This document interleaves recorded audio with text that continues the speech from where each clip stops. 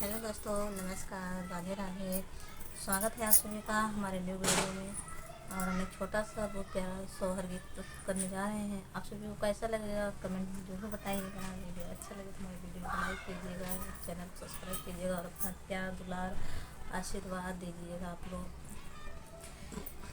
राम जी लिहले बचनिया तो चले मधुबन का, तो चले मधुबन कहीं हो। राम ठाड़े दुअरवा पे पूछाई, तो मैया से अरज करई, मैया से अरज करई हो। मैया हम तो चले मधुबनवा, सीता का कैसे रखबिऊ, सीता का कैसे रखबिऊ। आंगने में कुइया खोदऊ बैत, सीता का नहवाऊ बैत, सीता का नहवाऊ बई हो। बेटा ठाड़े चिरऊ जी का भोजन, सीता का खियऊ बैत, सीता का खियऊ बई हो। इतनी बचन सुनई सीता, तो सासू से अरज करई, सासू से अरज करई हो।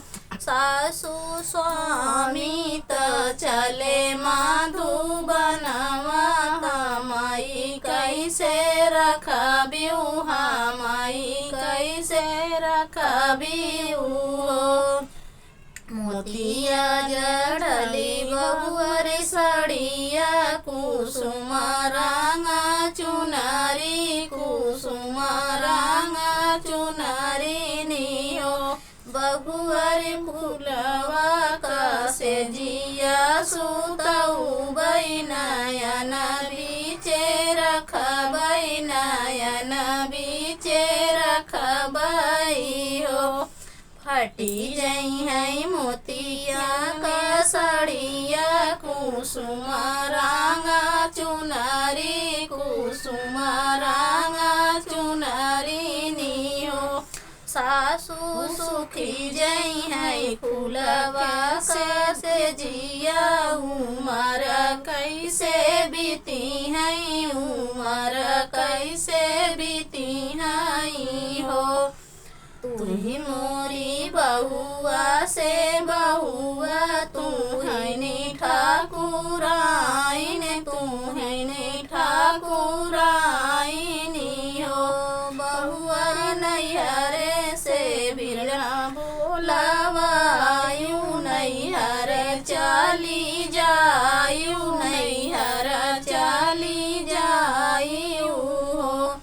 बहुअरी भौजी संगे हंस बात लायु, सखिय संगे बहास्यु, सखिय संगे बहास्यु हो। बहुअर गोदिया भतीजा खेलायु, उमर भी